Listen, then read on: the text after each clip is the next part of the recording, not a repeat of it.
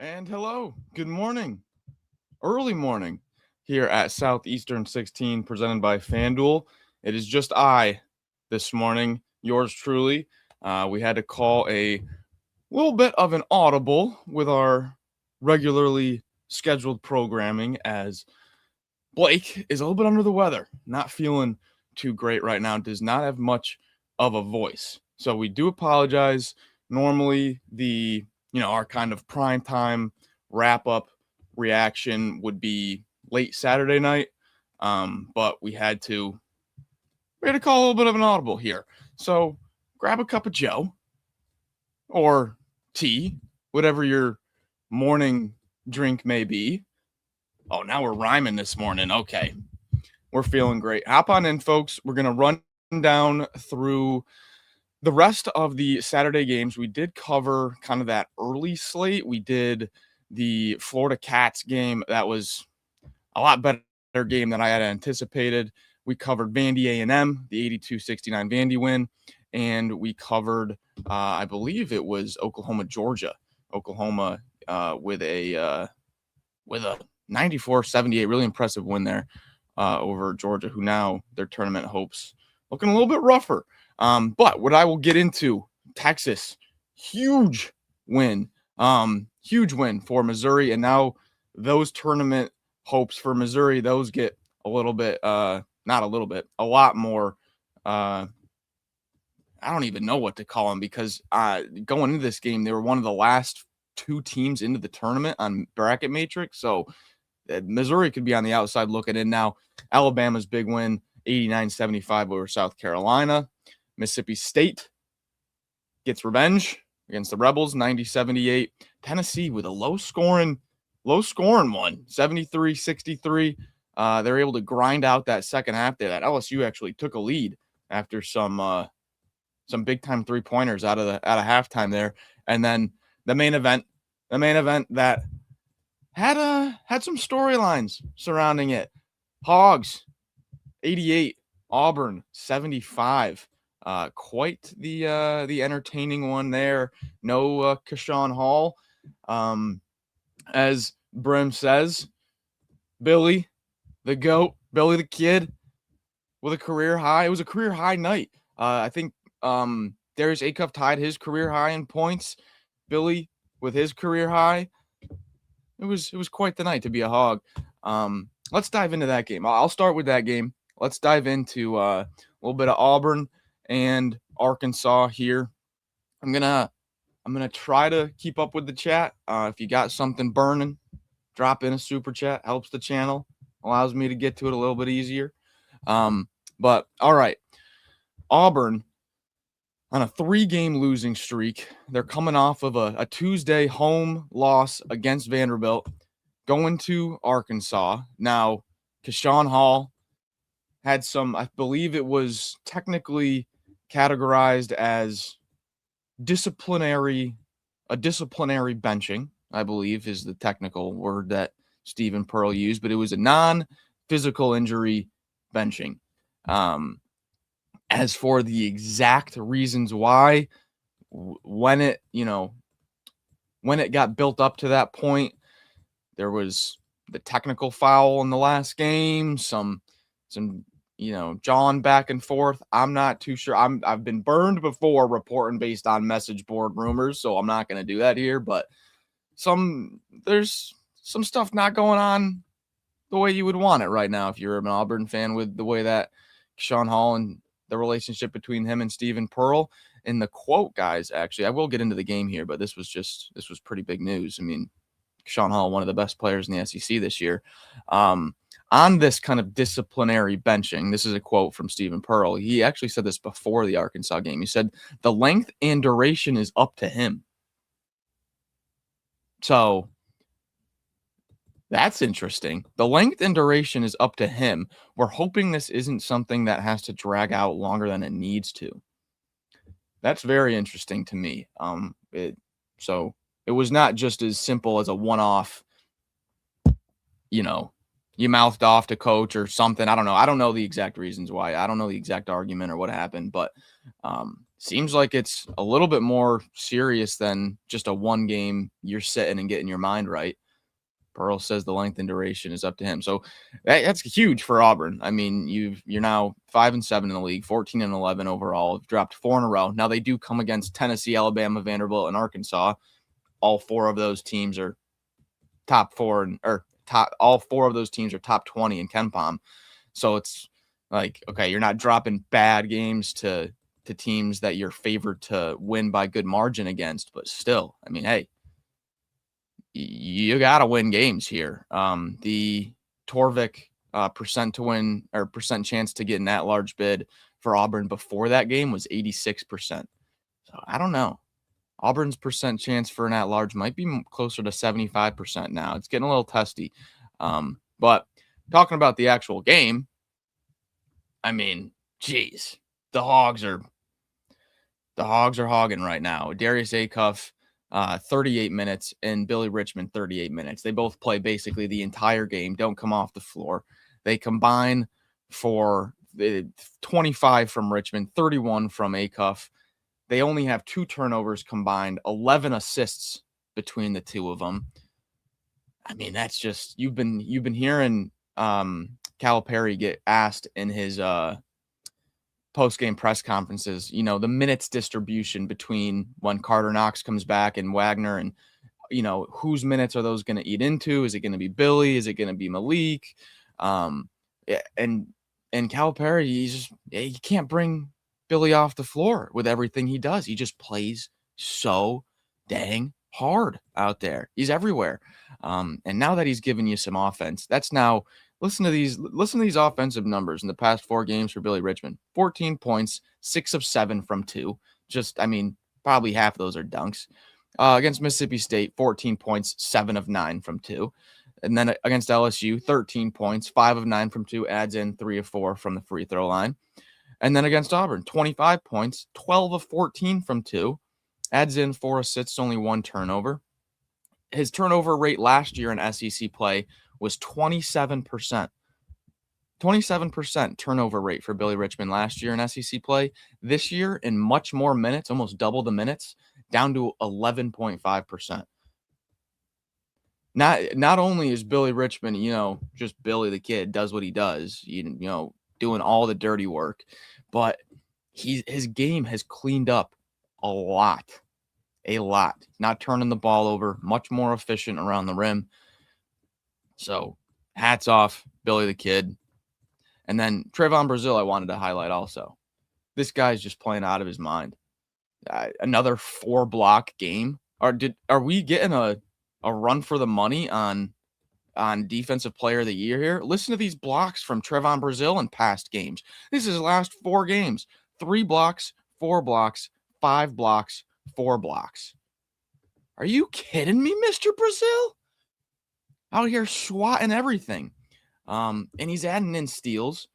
So, when it comes to Arkansas and kind of this little defensive turnaround, they're up to now 42nd in KenPom in defensive efficiency. This was a Arkansas defense, especially around the rim, that I, in particular, was very hard on. I mean, just look at some of these totals in the last 3 games. I know it's Mississippi State, LSU, and Auburn. Auburn's, I would say they have the best offense out of the bunch. No Keyshawn Hall, though, but holding them to 75 points, LSU to 62 points, Mississippi State to 68 points, who just put up 90. So this Hogs defense here in early February, you always hear the broadcasts start to say in the February, the big February games, all right, folks, you want to talk about Elite Eight, you want to talk about Final Four, deep March Madness runs, your team needs to be improving in February. You cannot peak in January and then just hold that level the way through. You have to get better in February. No better explanation or no better example of getting better in February right now than Arkansas. And you're not wrong, Brim. You still do. Yeah. It's not perfect, but I mean, compare that to, letting up 95 against Auburn in that first game, letting up 90 to Georgia 2 games after that. You lose to Kentucky and you let up 85. Hey, geez, Hogs haven't let up 90 since that Georgia game on the 17th. It's been a month. I mean, that's pretty good. Let me see what their defense is in the last month. Wow. Okay. Last month of college basketball, if you take Torvik to 4 Saturdays back, Arkansas's defensive efficiency is 32nd in the country. That is night and day difference from what we were talking about a month and a half ago. And credit guys like Billy, guys like Brazil, who are doing all those little things that add up to winning possessions. So coming up next for Arkansas, Wednesday road game at Alabama. Wow, is that a good midweek game? So the huge one at Alabama, and then you get 2 straight home games: home against Mizzou, home against Texas A&M. It's 2 decent games and then the last 3 at Florida, home against Texas, at Missouri. So I don't know, not the easiest, not the hardest, but I do like those 2 home games following up the Alabama game. So man, that's going to be big. Circle Wednesday, folks. One of the biggest games of the midweek slate there. And then as for Auburn, man, when I did my my solo mailbag when we had all the snow, everyone had all the snow, I got asked for a dark horse in the SEC, like a title race contender dark horse. And I was like, geez, this is an Auburn team that's got a huge win, a 22-point win over Arkansas, a win at Florida, a win against Texas. They've proven they can hang with the teams that impose their physicality. They've proven they can hang with teams that like to get out in transition. Controversial Texas A&M finish, could have had that be a W. Overtime game against Georgia, could have had that been a W. And I'm like, man, I think Auburn could be a dark horse here if they start to just tighten a few things up. Well, they go on to lose 4 in a row. And now entering this 4-game skid, Auburn was 26th in KenPom. Right now they're 33rd. So, the level of play has dropped slightly. And you can point to a few different things for that. Obviously, the number one would be the no Keyshawn Hall, and then the game before that, probably his worst offensive game of the season coming against Vandy. But you got to hit the pause button here and just reframe, widen that lens back out, because that's, hey, how many times have I said this year, story of the SEC is getting knocked down, getting back up this year. There's not as many elite teams that aren't taking, big negative swings here and able to consistently hold elite play. Auburn here, you're still on the right side of the bubble, I think. Let's see. I'm going to reload Evan Mia's resume ranks metrics to see what Evan Mia has, but Torvik still has you on the right side of the bubble. You were in the second to last 8 seed in the last bracket matrix. So at worst, I think you're dropped down to a 9 seed right now. I mean, not ideal, but it's not the sky is not falling. You've got at Mississippi State on Wednesday, home against Kentucky. Holy smokes, is that a big game on Saturday? Now you really need that game, to improve that resume. And then at Oklahoma, home against Ole Miss, home against LSU, at Alabama. That's not bad. I don't mind that rest of the schedule there for Auburn. Now I will say, Stephen Pearl, I think, also said that. Yeah, okay, quote from Stephen Pearl here. We've got to take advantage of these last 6. We're as good as all the teams we're playing moving forward, but we have to come together. We have to stop with the distractions off the floor. We have to stop being put into tough decisions. He said, I can't keep having to be in these situations where I have to sit players in order to discipline them and make a point. I mean, yeah, it's February 15th. You do not want to be having to sit players for disciplinary reasons at this point in the season when you're playing quad 1 games and you lose one, you probably drop into a 9 seed now.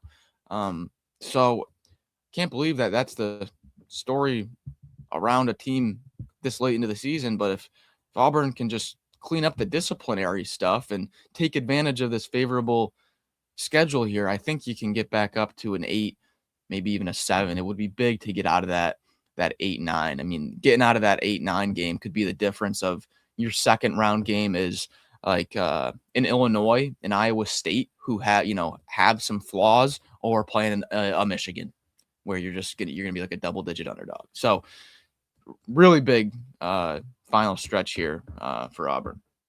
All right, refocus here. Get your super chats in, your questions in. It's going to be a little tough for me to get to all of them. Let's jump around a little bit here to probably the second most important one. I will have Saturday awards, guys, as well. Texas, 85-68 win on the road at Missouri in a big time bubble game. Before this game, bracket matrix has not updated since Saturday, but Texas was the 5th team in, and Missouri was the 2nd team. So like second to last, like 5th to last and 2nd to last. They were right on that 11 line. So man, a win like that, not even a win in general on the road, but a win like that, 85-68. I believe the odds closed Texas plus 2.5, and to win by 17 there, huge in the analytics.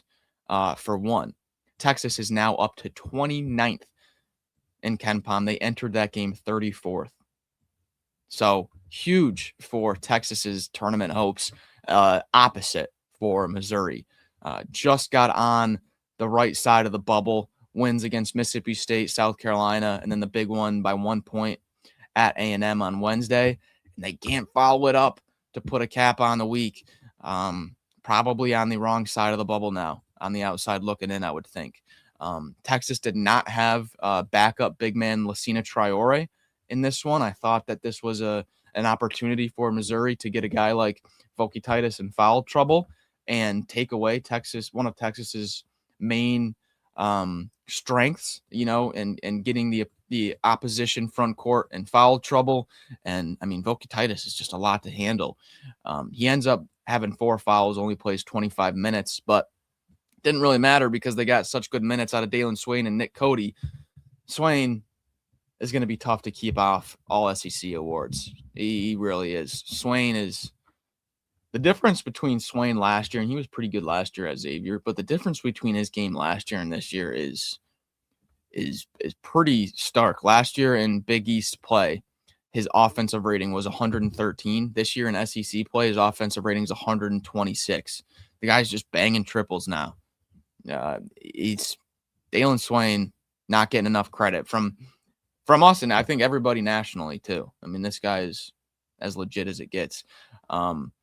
For Missouri, though, I mean, they only make 4 threes. Texas did a good job running them off the line. They shoot 38 free throws, which is to be expected in a Texas-Missouri game, but you only make 68% of them. Still, for a team that gets to the line as much as Missouri, they do one of the worst jobs in the country at capitalizing as such. They're in SEC play, they're 2nd in the conference in free throw rate, 16th in converting on those free throws. So not a recipe for success there. We said yesterday, I think Missouri's on if you had to, call it today, is Missouri in the tournament? Yesterday, we would have both said yes. Now, if you ask me today, I'm going to probably say no. Now Missouri's got some work to do here. And they're going to be projected to be an underdog, or if they are a favorite, it's only going to be like 1, maybe 2 points the rest of the way here. Not a favorable schedule here for Missouri. They've got Vanderbilt at home next, and they got to go at Arkansas. That's a tough 2 games. Then they're home against Tennessee. Okay, doesn't get any easier. And then 2 straight road games at Mississippi State, at Oklahoma. I mean, yes, are they winnable? Yeah, but they're both on the road, and Mississippi State just crushed Ole Miss, and Oklahoma is now playing the best basketball of the season that they've played. So not easy at all. And then you finish it up home against Arkansas. So Missouri, that was we had hyped that game up as potentially the game that plays you into the tournament, and it might be the game that keeps you out. So, yeah, I don't want to be too doom and gloom, but man, that was a really big one. And to have it be, if it was only like a 1-point loss, okay, not that bad. But you're projected to win by 2 and you lose by 17, it just crushes your analytics. You drop from 52nd to 55th. So, yeah, not ideal for Missouri. Anthony Robinson fouls out. You did get a good game from Mark Mitchell and Jaden Stone, but Sean Phillips' minutes have been inconsistent with his foul trouble. You really needed a 20-plus minute game from Sean Phillips last night, and he only gets up to 18. Jacob Cruz plays only 14 minutes. He's been kicked off the starting lineup, and now 14 minutes, I believe, is his lowest of the season. Yeah, ties his lowest of the season. So Cruz kind of struggling with confidence there. Yeah, I don't know. Not ideal for Missouri. For Texas, fantastic. I believe you're firmly if you're not an 11 now, or if you're not a 10 now, you're definitely a firm 11. But I think Texas is probably up to a 10 now. So Texas there, 4 in a row. Does come against Oklahoma, South Carolina, Ole Miss, and Missouri, but they've got a pretty favorable rest of the schedule as well. Home against LSU next. They should win that. They should be on a 5-game win streak heading to Georgia, a team that's really struggling right now. Home against Florida, one of the rare teams. Texas, one of the rare teams that actually has size to compete against the Florida front court. And then it does get tough the last 3 games at A&M, at Arkansas, home against Oklahoma. But plenty of opportunity there for Texas. I think they're firmly in the tournament now. Okay, I believe, yes, Brim with a $2 super chat. Appreciate that. Max, can you let Dave Speaks know who is the SEC Player of the Year? Player of the Year in the SEC is a great, great conversation. Right now, I'm between Acuff and Haw, Acuff and Tommy H. Honestly, whatever guy wants to take it over these next 2, 3, well, what are we at now? How much more do we have? We only have 6 games left. Yeah, so kind of over these next 6 games, Mr. Acuff, Mr. Tommy H, whoever wants to take it, you are going to be my Player of the Year for the league. I know that the analytics, Evan Mia, Torvik, Ken Palm is going to say Tyler Tanner, but and he's 100% worthy of being in that conversation. I don't know. I'm gonna give it to Acuff or Haw probably. And then thanks, Kevin, new member jumping in. You guys can join that membership. I believe the link is in the description there to get all that good bonus content. All right, I'm gonna keep it moving here. Appreciate you guys joining me on this nice early Sunday morning. If you're watching on the replay, Sunday lunchtime, Sunday brunch, whatever you may be doing today. All right, let's jump to Tennessee and LSU. 73-63, low scoring guy there. And honestly, it was looking a little testy there coming out of the second half. LSU, I'm probably going to get it wrong, but I think it was 4. It was either 4 or 3 threes in like the first 5 minutes of the second half. And you're thinking, geez, this is an LSU team. No Deaton Thomas, no Max McKinnon. All of their offensive firepower is out right now. And, well, not all of it, but a lot of their backcourt perimeter offensive firepower was out last night. And you're thinking, geez, are the big guys going to get it done for LSU? Like, are they just going to just kind of grind this game to a close win on the road against Tennessee? And then Ament's getting to the free throw line. Estrella, I thought, hit some timely shots. Estrella's really been, geez, look at this guy's last 4 games. 35 minutes, 25 minutes, 25 minutes, 28, 12, 11, 12, 16 points. He's had 6 offensive rebounds in 3 of the last 4 games. That's just ridiculous. 6 offensive rebounds against Ole Miss, Kentucky, and then 6 offensive rebounds again last night. That's crazy. Estrella putting in work on the offensive boards. But Yeah, that was just a gross grinder out game for LSU. I thought Mozzie Mosley looked impressive. He was. I mean, this is a guy that was a part of that recruiting class with Jalen Reese. Just hasn't gotten the minutes in SEC play. He plays his second highest minutes all year. The second time that he's gotten up above 20 minutes, and I thought he looked pretty good. And then Jalen Reese, 40 plays every minute, 4 assists, only 1 turnover. I mean, LSU goes into Knoxville and only turns the ball over 3 times without Thomas or McKinnon. I mean, hey, that's impressive.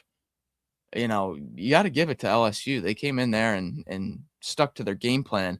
For Tennessee, it wasn't a great shooting night. You know, Ament, 6 of 19 from the floor. Does do his damage from the free throw line. He cashes in 10 of 11. But he wasn't one of his more efficient nights. Still ends up with 22 at 9. I mean, let's not act like he didn't have a good game overall. And as David says, yep, Ethan Berg gets out there for 18 minutes, hits 2 threes. And that's kind of been a missing piece from this Tennessee bench. Early in the season, it was Amari Abram that would hit a 3 or 2 off the bench. And then maybe Amari Evans would hit one. So, hey, you have Ethan Berg play double-digit minutes for the first time in SEC play. Hadn't happened yet. And he gets 8 points. That was the first time that he had 8 points since mid-November, honestly. So be interesting to see how that shakes out there between Ethan Berg, Amari Evans, Troy Henderson. You kind of have a grouping of 3 or 4 guys that have been rotating in behind Bishop Boswell all year. And hey, maybe Ethan Berg is that guy, for the rest of the season here. They're going to need someone to step up into that role. They're going to need someone. No one's been able to do it consistently. I've liked the defense from Amari Evans, but, as Tennessee fans, the offense isn't exactly, it's not an offensive spark off the bench. It's more of a defensive energy spark off the bench. Evans, 4 of 17 from 3 in SEC play there. So, yeah, that's a little development to watch there for Vols fans. Is Berg the guy now off the bench behind Gillespie and Boswell, adding a little bit of offense? But I don't know. I kind of liked the Evans minutes the best there. But yeah, for Tennessee, kind of one of those ugly wins that you'll take those in SEC play. Coming up for the Vols, they got a Wednesday game home against Oklahoma, which will be pretty big now with the way Oklahoma's playing. And then at Vandy on Saturday. Oh, nice. All right. Big time Saturday game. Tennessee at Vanderbilt. Rest of the season there, the last 4 after Oklahoma and Vanderbilt. At Mizzou, home against Alabama. At South Carolina, home against Vanderbilt. So, some games will be favored by double digits, probably be about a 10-point favorite against Oklahoma and South Carolina. And then some tricky ones. At Vandy, at Mizzou, home against Alabama, and home against Vanderbilt. Should all be pretty good games. For your tournament outlook, Bracket Matrix had Tennessee as the number 1-6 seed. So the Louisville, BYU, and Kentucky also on the 6th line there. BYU I think Richie Saunders just got hurt, and they didn't look too good in their game. I don't think they covered the spread yesterday. Louisville did, though. So Tennessee definitely either like absolutely locked into being like the top 6 seed, or they've moved up to a 5. Here. So there's your tournament outlook for Tennessee. For LSU, you just playing spoiler here. From here on out, Matt McMahon did announce Dean Thomas out for the season now. So it's unfortunate. I mean, with a healthy Dean Thomas, with a healthy Jalen Reed, this team was tournament bound. They were up to they were top 30 in KenPom to start the month of December. Right now, They are 56th. So, Dean Thomas, hope you heal up good. He is only a junior. I hope he is back with LSU next year. So, unfortunate. But they'll have plenty of chances to play spoiler. They're at Texas, home against Alabama, away at Ole Miss, home against Oklahoma, at Auburn, and home against Texas A&M. So teams like Texas, Auburn, and A&M, who are all kind of right around the not too comfortable range where you're in, but you don't want to drop games. Got to beat LSU in those games. You don't want to take a bad loss. All right, let's see here. We also got Jason joining the membership. Appreciate it, my man. You too can become a member. Let's see. What else do we got here? Jumped on Texas, on Tennessee, on Arkansas. Let's go to Mississippi State beating the Rebels in Oxford. What a win. What a win for Chris Jans. For Chris Beard, Rebels now, I believe that's 7 in a row. I mean, yikes. This was a team that was 3-2 in league play before this 7-game stretch. They had a close home loss against Arkansas. They had a home win against Mizzou, a road win at Georgia. They had a road win at Mississippi State. And you're thinking, oh boy, looks like Chris Beard and AJ Storr and this team has figured it out a little bit. They found something from freshman Patton Pinkins. What's going on here with Ole Miss? It has not gone the way Rebels fans wanted it to here to end January and head through the first 2 weeks of February, as Ole Miss never leads in this game. Never leads. The offense has just been a real struggle. Malik Dia, who had been phased out of the lineup, honestly, the past 3 games, hadn't even reached 20 minutes, didn't start the past 2 games, only played 8 minutes last time out against Alabama, starts last night, plays 31 minutes, scores 32 points. And it never really felt like it mattered. AJ Storr goes for 21 as well. No one else on Ole Miss more than 6. Dia with 32, Storr with 21, and then Klafke with 6 is the third leading scorer. It's been that offensive inconsistency from Ole Miss that's really hurt them. At least Camerdine kind of not being the main man there has been a disappointment for Ole Miss. His offensive rating in SEC play is just 97.1. An offensive rating, folks, under 100 is fairly inefficient.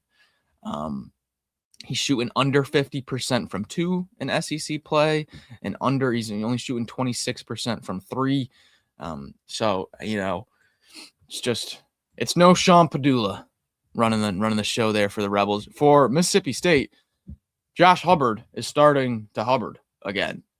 31 last game, 32 last night. 8 threes in his past 2 games. It was only a matter of time. And you guys will like this. Josh Hubbard's number 1 most similar player comp on KenPom is Wade Taylor from last year. Or from 2 years ago, actually. Wade Taylor from 2 years ago. So there you go. Right on with the volume scores of the league. Achor started hot and kind of just set the tone there physically. He's been one of the steady grinders there for Mississippi State and Chris Jans. He didn't start the first game of SEC play, but started every game since. He's got 2 double-digit scoring outputs in his past 3 games. So Achor there, honestly putting up some good numbers. Wow, look at these rebounding numbers from Achor. In conference play, he's got the 4th highest offensive rebounding rate and 2nd highest defensive. Man, I wish this wasn't his last year of college basketball. I would like to see another year of Achor. He's playing really well in league play this year. Mississippi State here. I mean, what do we say? Not going away at all. They're home against Auburn on Wednesday. Man, is that a big game. for Auburn. Torvik still hasn't updated their tournament hopes, but I think it'd be somewhere around 75% for Auburn. This is a huge game for Auburn on Wednesday. And then rest of the schedule there for Mississippi State, at South Carolina, at Alabama, tough, home against Missouri, at Florida, home against Georgia. So, hey, this is a Mississippi State team who, behind Josh Hubbard, back-to-back 30-point games, has seemed to find their firepower again. They've got home games against Auburn, Mizzou, and Georgia. You want to talk about a team that can play spoiler here on the way out. You want nothing to do with playing at the hump in late February, early March, and having that game potentially drop you a seed line or potentially kick you off the bubble if you're a Missouri or Georgia fan. So pay attention to that. For Ole Miss moving forward, man, I don't know. I would like to go back and catch Chris Beard's post game, and I want to know what he had to say. No Keza Jiffa. That's obviously hurting this team a lot. This was a guy. His minutes were up and down, but this was an older guy that could handle the rock. But yeah, I don't know, man. I mean, they've dropped 7 in a row here, and now they're at Texas A&M and home against Florida next week. Jeez. I'm not gonna lie, this is still a defense that can cause offenses some issues at times. It hasn't happened the past, honestly, 4 games. I feel like the last time that this defense was causing teams issues was late January when they were playing at Kentucky at Vandy. Was when I was liking the Ole Miss defense a little bit, but yeah, I don't know. They got a chance to play spoiler, but it hasn't looked good for Ole Miss. All right, and I think last game here of the Saturday slate, Alabama, South Carolina. That was the largest spread, I believe, of – you guys would know as well. I believe that was the largest spread of SEC play, though. Getting way out there. It didn't touch 20, but high teens there. South Carolina, I mean, they came out with a punch. Lamont Paris gets his guys ready for a game, physically ready to fight. But the threes were too much. I mean, you're looking at the profile of this game before, and you're like, how is South Carolina going to score enough? How are they going to just keep pace with the Alabama offense in a game like this? Is it going to come from a guy like Elijah Strong in the mid-range? He only plays 12 minutes, only scores 4 points. This was a great game for Alabama in the sense of, how much is there really to gain from a game in mid-February when you're a 17-point favorite? Well, you can make 14 threes. Okay, you can get a guy like Jalil Bethea some minutes and I know he only played 6 minutes, but I liked his minutes when he was out there. I thought he should play like the 6 minutes of Jalil Bethea. I wanted to see more. It didn't feel like he was just out there to be out there. I liked his minutes. You get Aiden Holloway going 4 of 5. You get Wrightsell with another big offensive output. And then you also get stuff to work on. If you watched Nate Oates in the post game, he was pissed. He didn't like giving up 20-something to Michi in the second half. He didn't like that defense there to close the game out. So you kill 2 birds with one stone there in terms of just nice offensive performance. And then also you get some things to clean up, some things you're not satisfied with, so that practice the next day is not just, prancing and everything. We just crushed this team and we got nothing to work on. Nope. We may have just crushed this team, but look at this. We've got this, and this to work on. I didn't like how we did this in the second half, so you still come out of this game focused.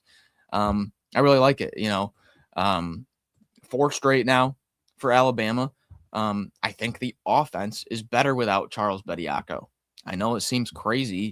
He's a great offensive rebounder and he's a good body to have, but the way that this offense flows with the roster in place, I think the offense is better. No TBB in a game like this, but when you've got guys like Amari Allen and London Jemison, you can afford to lose one of those guys for a game or two. So Alabama, I know Nate Oates said, I think earlier in the week, I think Nate Oates said something about Philon playing through an injury right now that a lot of guys would be sitting with, and stuff like that. Just talking about how Alabama's, a little bit more banged up than maybe the injury report is showing.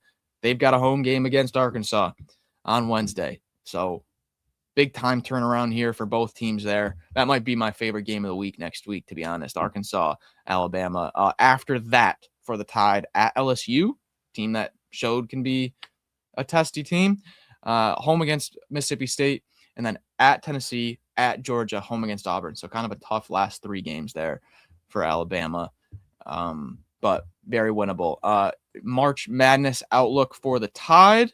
So I mentioned Tennessee is that number 1 6 seed in bracket matrix. Well, Arkansas was the last 5. They're literally right next to each other as the top 6 and the last 5. So I had mentioned Louisville, BYU, and Kentucky being the other 6s, and then the other 5s are, I'm talking Arkansas.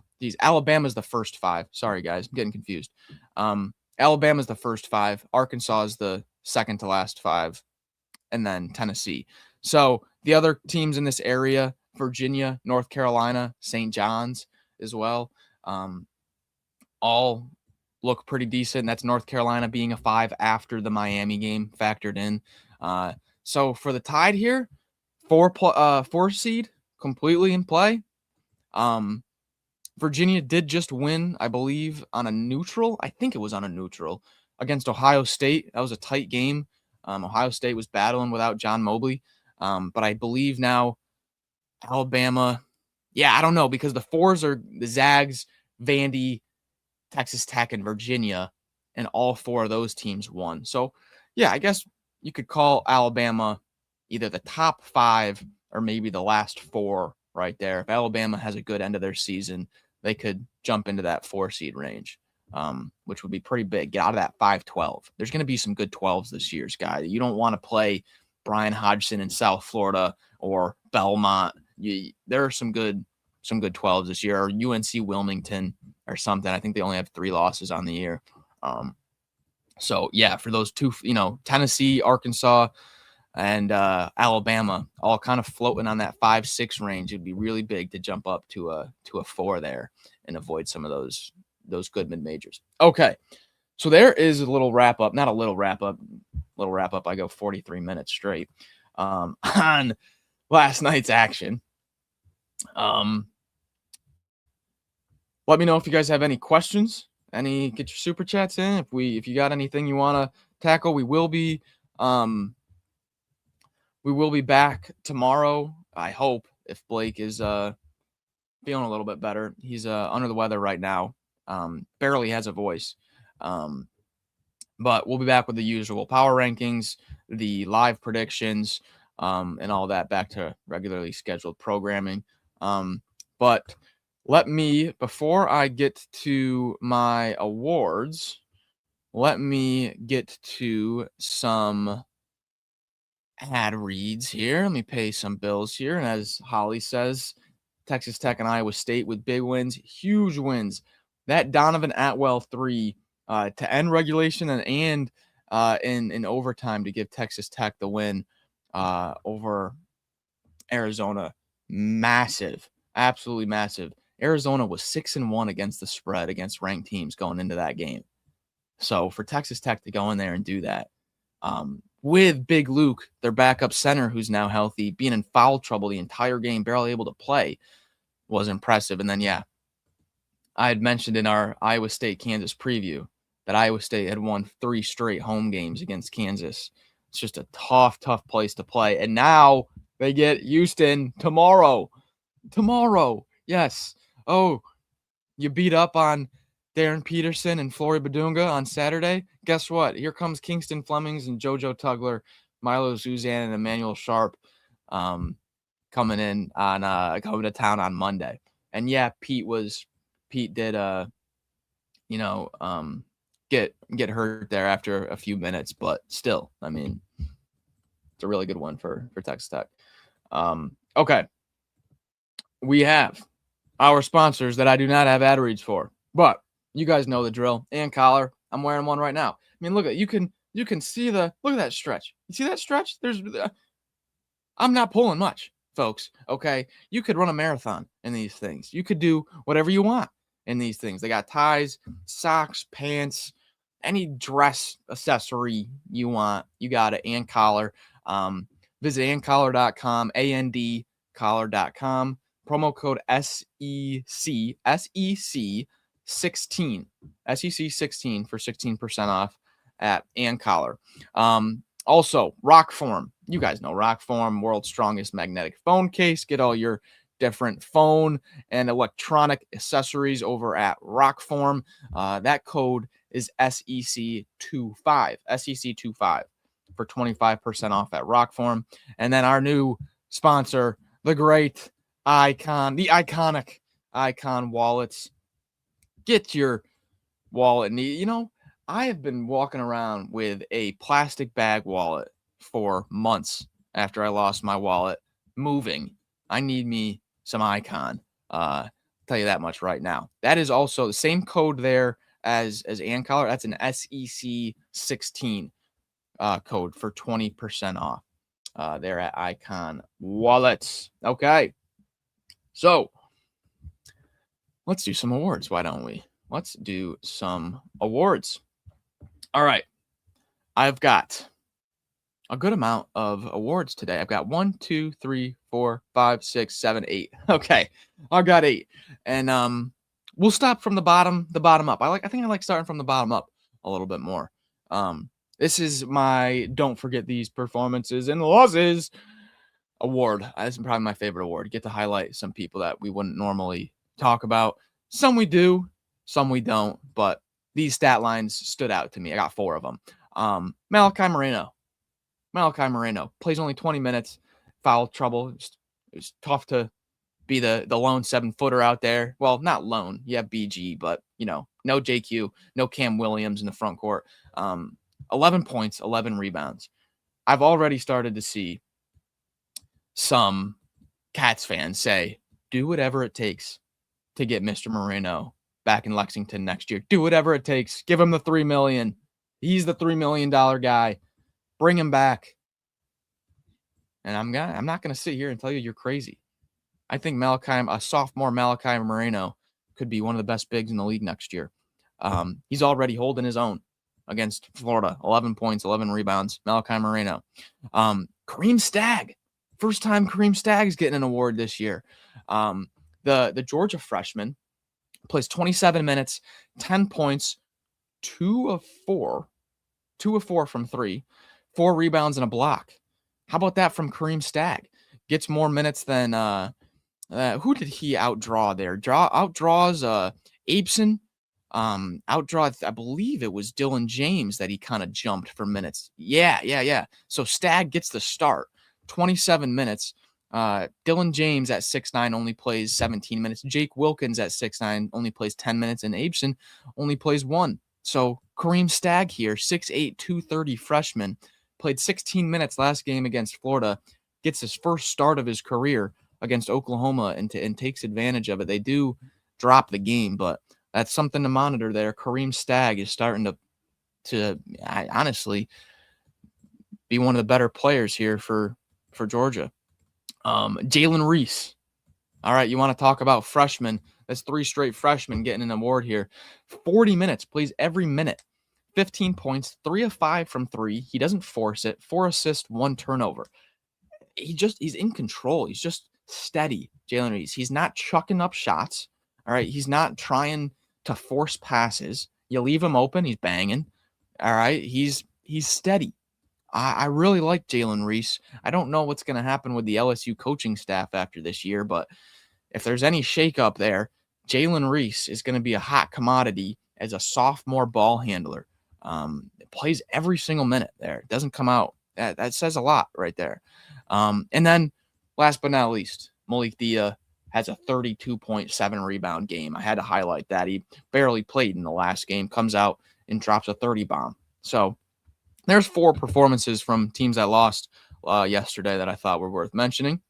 And then my favorite award of the day, the bully ball stat line of the day. We have been blessed this season with bully ball stat lines, folks. It's not you can't guarantee yourself a bully ball stat line every week. I think we've had one every week though. We're being spoiled here.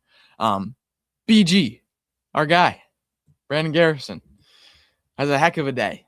He goes out there for 17 minutes, no points, 0 for 1 from the floor, as we like. 3 rebounds, way to get your hands on some boards. 1 assist, we don't love that, but 2 turnovers. Way to start barreling in there. 1 steal and 1 block, and 5 fouls. That is one of the better bully ball stat lines of the year. 17 minutes, no points, 5 fouls, 3 boards, an assist, 2 turnovers, a steal, and a block. Get in, get out, bang on some bodies, draw some whistles. A little bully ball stat line there. All right. Rock Lock, reliable player of the day. This is a guy that you can count on pretty much every single game when you need that spark off the bench to come in and bang.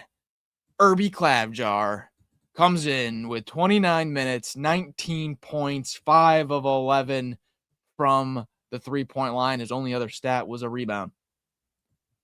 19 points, 5 of 11 from 3. No steals, no turnovers, no blocks, just a rebound, and he's in there to score. That is as reliable as it gets for your role. That's what you're there to do, Irby. Come in, 6-man, knock down a few triples, add in some perimeter offense, open up the paint, do your job, be a reliable 6-man. Irby says, what are you waiting for? Put me in the game, coach. This is what I do. Irby Clavjar, reliable player of the day. My icon shooter of the day. Now, this was one that could have gone to 2 different players. Both of these players would have been winning the award in previous weeks. Could have gone one way, which you're probably going to expect me to go, and I'm not because he's going to win quite a few later. Icon shooter of the day. I know you're going to think me to go one way. I'm not going there, though. He's winning a bunch of other awards. Oklahoma's Kual attack was 6 of 7 from 3. 6 of 7. That's all he did. He scored 18 points. 6 of 7 from 3 in 17 minutes. That's all he did. He was just out there to just go set a career high in threes. 18 points, Kual attack. 6 of 7.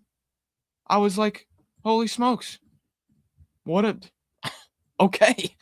Where's that been? Tyler Nickel had a great shooting day as well, but 6 of 7 from 3 from Mr. Attack. Incredible shooting. It's one of the best shooting days of the year in the SEC. In only 17 minutes. Blew my mind. Defensive player of the day. Now, this was tough. This was probably the toughest one I had this week. This was really tough. I was torn between Trevon Brazile and Boogie Fland. I was torn because Boogie Fland didn't absolutely stuff the stat sheet, but if you watch that game, I mean, he was fantastic. He really held OA in check for most of that game, was so disruptive. Just the captain of that defense, honestly, out on the perimeter, that front line of that Florida defense, it starts with Boogie Fland. So it was tough, but I'm going with Brazile. He had 4 blocks, a steal, and he was just everywhere. The defensive rebounds, the positioning. I mean, this guy is flying up my ranks for defensive player of the year. I still would give it to Big Rube right now. But Brazile it's the consistency of Brazile that's been the most impressive lately. We've always known how capable Brazile is, but it's been his consistency over the past few weeks that's been like, wow, this guy's playing. I think this is the best version of Brazile we've seen. I really do. Freshman of the day. You guys, this wasn't even close. Darius Acuff, 38 minutes, 31 points, 7 of 10 from 3. Could have given him the shooter. On most weeks, he would have gotten it as well. 7 assists, only 1 turnover. This guy's assist to turnover ratio is out of this world. Out of this world. I don't know how he's doing this. How is he doing this? Because he's a dog. He's an absolute stud. He's up to number 2 in the Ken Palm Player of the Year rankings for the SEC. Only behind Tanner right now. And I just think the reason that Tanner's holding on to that number 1 spot is because since there's no Duke Miles and Frankie Collins, this guy's stats are just out of the world. I mean, he's doing everything. So Tanner's analytics are really good. But Acuff right there. The way that he makes everybody else better is kind of the best part of his game, I think. Let me see what his assist rate in SEC play is. Wow, yeah. Assist rate in SEC play is 3rd, 31%, and his turnover rate's only 11%. I mean, guys, that's just bananas numbers. He's got games in just the last 3. He's got a 7 assist, 1 turnover game and an 8 assist, 1 turnover game. It's the best. It's my favorite part of his game, and his number 1 player comp on Ken Palm is sophomore Mike Miles, TCU. If you guys know, it was about 3 years ago. TCU had a really good team with Mike Miles, Damian Barr, Jacoby Coles, Emmanuel Miller, and Mike Miles was this guy that he would get the defensive rebound and he'd be at the free throw line already. He would fly down in transition so fast. I like that comp for Acuff. But yeah, freshman of the year, probably. I don't think at this point Ament was making a nice little push there with some efficient play. And Amari Allen has been absolutely fantastic, but it's pretty much locked up for me. Team of the day, we're going to go with the Longhorns. Team of the day, we're going with the Longhorns. I thought that was in terms of what was on the line and how much you improved your tournament status. I thought Texas had the best day. Coming into the game, as I mentioned before, I think they were the 5th team in. They were still on that 11 seed line. And a win against the analytic, I think they were projected to lose by 2. So to win by 17 and win by that much margin, it couldn't have come at a better time. That was a huge win for Texas. I believe they're probably up on the 10 seed line now. Probably getting off that 11. So just massive for Texas. If they end up dropping a few and still make the tournament, I bet we come back, look at this Missouri game, and we say, hey, this is why the Longhorns get in. So they're going to be my team of the day. I thought they got the most important win in terms of what was at stake for their team. And then player of the day, shocker, player of the day, Darius Acuff. There were some good performances out there. Kondo had a nice double-double. Tyler Nickel went off. Swain went off. I think Folky Titus had a nice double-double late. There were some good ones out there. Josh Hubbard dropped 30. But Darius Acuff, 31 points, 7 assists, only 1 turnovers. Could have even given it to Billy too. Billy was everywhere. But I could not give it to anybody other than Darius Acuff. I thought he was the best individual player in the league yesterday. There was a lot of good individual players, though. So, yeah, it was quite the day. Florida beats Kentucky. Vanderbilt beats A&M. Arkansas beats Auburn. Oklahoma beats Georgia. Tennessee beats LSU. The lone 2 road wins, Mississippi State and Oxford. Texas and Columbia, and Alabama takes care of business at home over South Carolina. There you have it. All right, and we are right at the hour mark. All right. There you have it. Thanks for joining me on this Sunday. Unusual. We had some illness in the company. You know, it is what it is. You gotta, hey, it's grind time, folks. We're now 2 weeks away from March. All right. Your team has 6 games left. And then it's postseason play. If you lose the first round of the SEC tournament and you don't make it, your team could only have 7 more games this year. You can only watch your team play 7 more times. This is our time, folks. No more football. It is the Olympics, though. Hope you guys are watching some good Olympics. I was watching the hockey yesterday. All right. See, this is where I get off track. All right. I got to wrap it up. Thanks for joining. can join our membership. The link is in the description. We'll get back to the Blake Barr video games here. Content's been cranking up though with baseball, opening day reaction. We had the opening day reaction the other night, and I believe we will have another baseball show. I believe tonight at 8 Central, I think, is the tentative plan. I think we'll be back with some more baseball. And then basketball, power rankings, predictions, the usual stuff. If Blake's still really sick, I guess it'll just be me, but the usual basketball will be back on Monday. So, all right, remember our sponsors, and Collar, ROKFORM, and Icon. And as always, thank you for watching. This is Southeastern 16 presented by FanDuel.